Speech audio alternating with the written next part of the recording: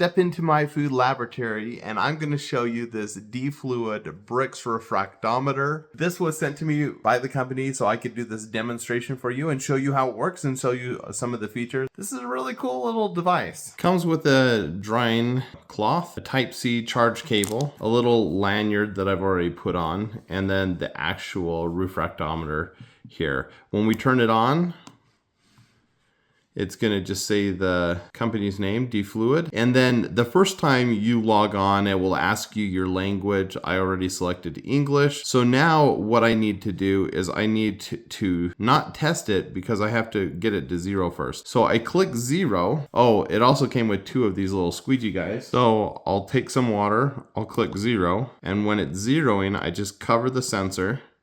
Says complete. And now if I want to test it, it has water on here, so I can press test. We'll see how much sugar is in that water. Negative, I didn't know you could do that, but basically 0, right? And it's going to be within a 0.2% accuracy. And so we see that here with testing our water, we're within that 0.2 limit. Now I'm going to dry this off with the cloth they provided, and let's try something else. All right, I've got some apple juice. I'm going to cover the sensor here with the apple juice and then test it.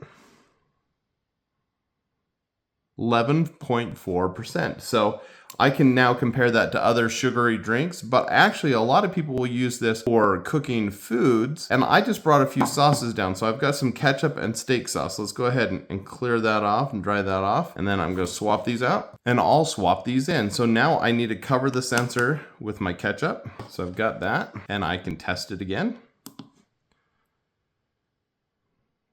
Now that is a much higher sugar count, 31%. And you see that we've got 4 grams of total sugar from a tablespoon. Let's compare that to something that also has a serving size of a tablespoon, but it has another 4 grams of sugar.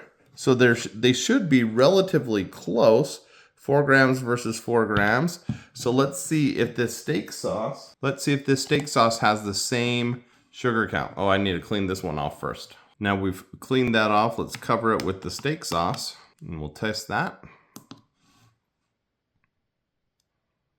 And again, 31.1%. So you see the sugar content on these sauces are much higher than the juice. So you probably don't want to chug a glass of zesty steak sauce. Well, as you can see from my demonstration, this is a really, really easy device to use. Refractometer is simply looking at light and it's shining a laser up through the light and somehow that can analyze the sugar content. I don't know how it works, but I know it's really useful, especially if you're comparing different things. A lot of people will use this to make like a pizza sauce or try different tomatoes that have the different acidity, but also the different sugar levels.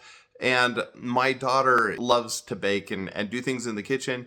She's always looking to find healthier ways to do it. And this is going to help her with that it can measure the level of sugar content in any liquid, which is super, super cool. If you're looking for something like this because you care about what you put into your body, then you probably want to check this one out.